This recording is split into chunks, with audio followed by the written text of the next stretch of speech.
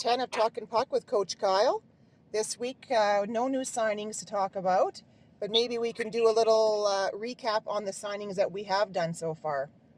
Sure, yeah, we can definitely do that. Okay, let's look on the decor here. So, we'll start with our returning DA guests here. So, yeah, we got Marty and Bruce back. Both, again, like we said about it before, both of them, very glad to have back. They're going to, shore up our decor, with the amount of new guys. Again, like we said, they're going to be two leaders on the back end for us, and what they bring with their defensive abilities, their physicalness, and Bruce has a little bit, Gray, I should say, has a little bit of offense to him too as well. Where Marty's pretty sound in the D zone and a real good PK guy. So we're very happy to have those two back. And then also, we added some size in the back end too as well this year.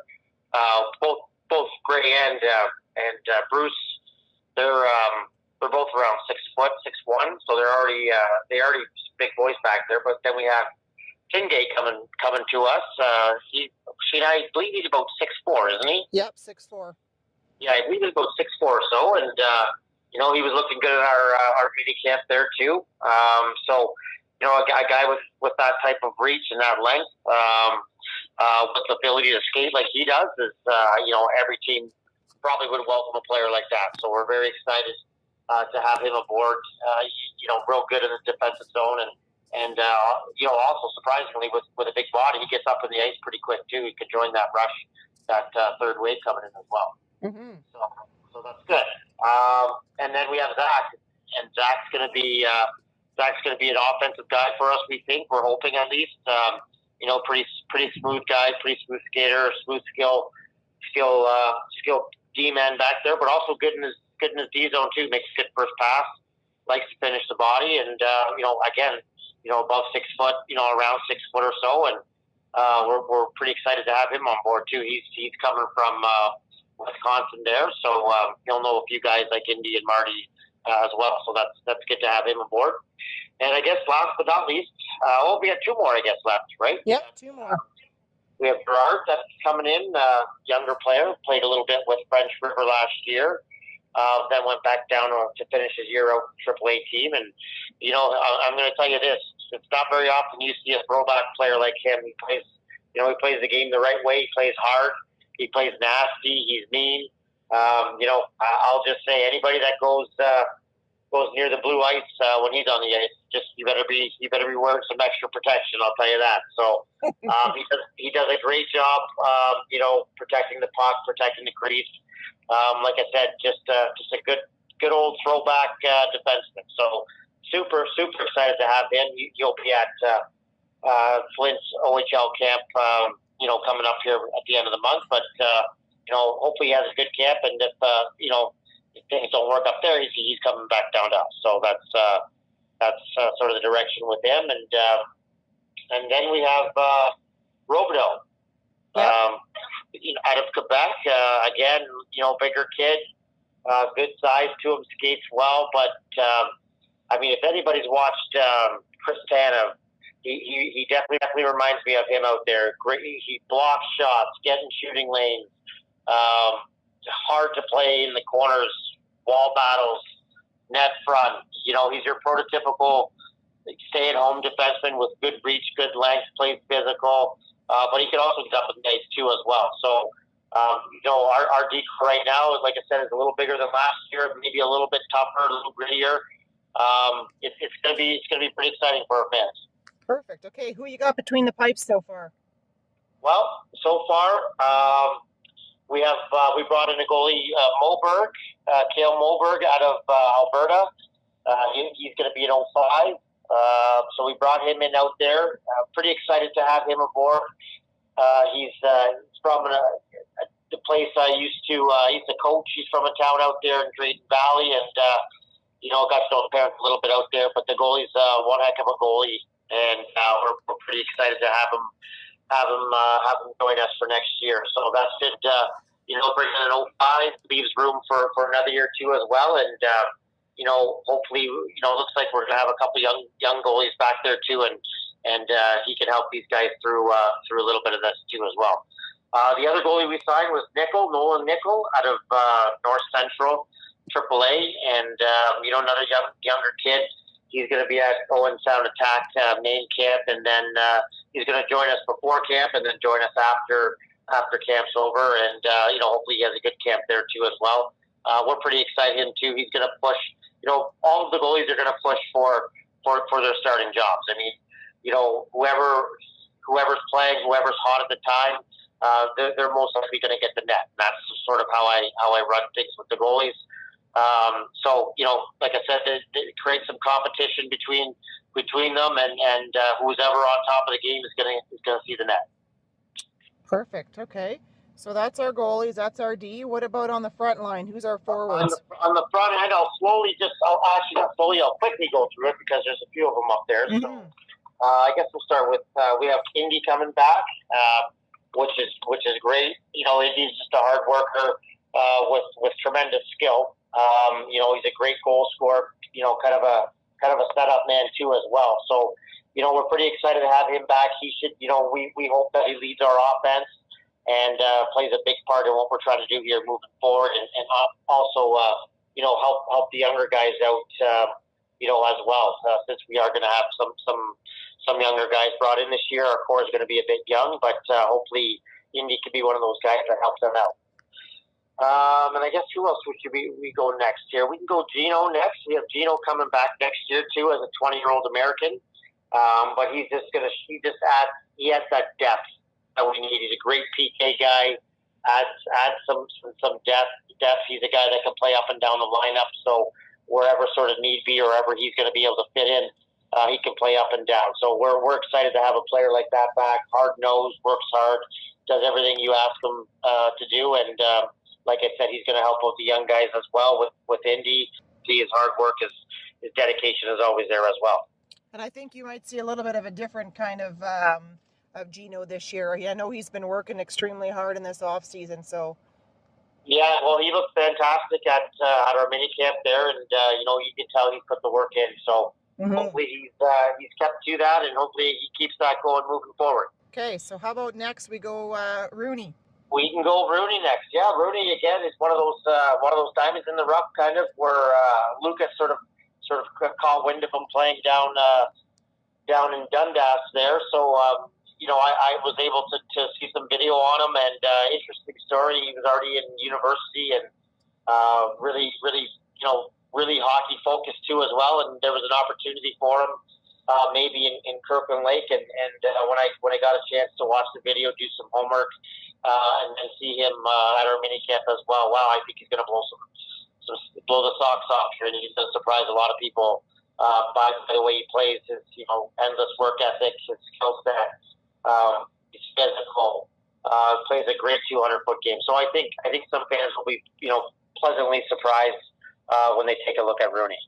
Okay, Jordan Fittker. Smooth skating kid. He can play physical, doesn't shy away from the gritty areas, but skill set on him, I think, is there's no limit. I think the kid's going to just keep getting better and better as the games move on. Here has a great shot. So we're looking for some offense from him too, and again, like the kids that we're trying to recruit here, have to work hard, have to play a good 200-foot game. So I could say that about all of our players that are coming back next year in our recruits. They all play a good 200-foot game. They all work hard. So, we hope Fittker comes in here and adds a little offense, maybe to our power play too as well, and definitely 5-on-5. Perfect. Okay. Next up, Cannon Sinclair. Well, Sinclair, another kid that is a very gritty kid with a nice set of hands, and again, he's got a very good release on him too as well.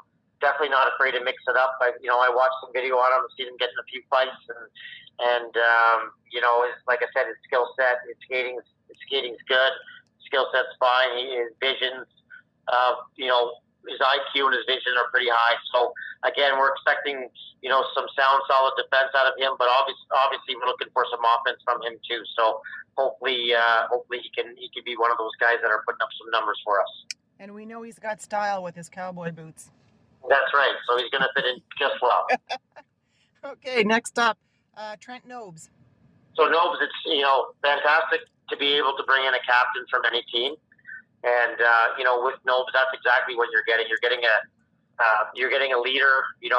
For me, he's quiet to me, but I mean he leads on ice. Work ethic is through the roof.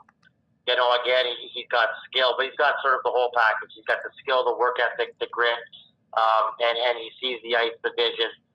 So we expect some big things from him too as well, and hopefully, he's gonna be able to definitely produce offense for us.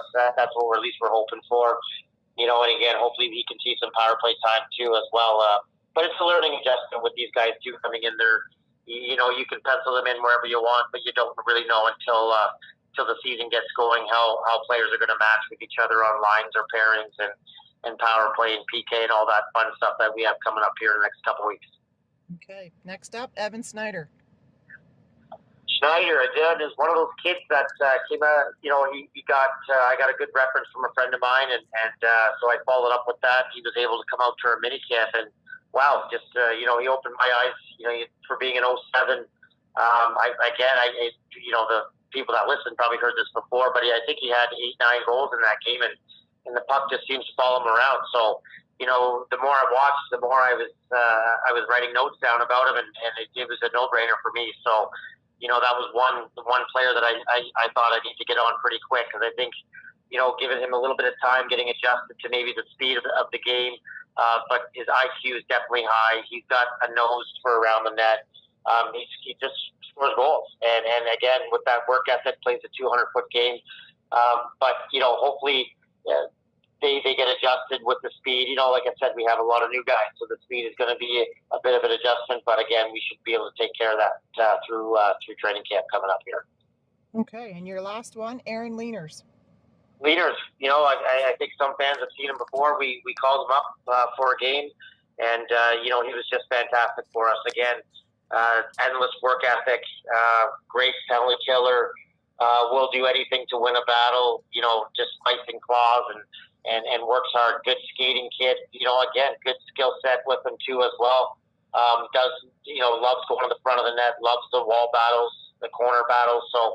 We're excited about him too, and again, he's a guy that can play anywhere up and down the lineup too, and he'll fit in no matter fit in with any line that he can be with. So, very excited. He was one of our first commits, that I got my eyes on very early, and the first thing I noticed right away was that being a call up and watching him play his first game, and when he's out working half of your team that you have in front of you, well, that to me is a no-brainer. So.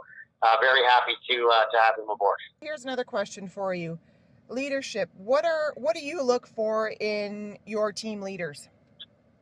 Well, it's everything really. It's just, first and foremost, just being a good person in the community, being a good person to your teammates, just everybody in general.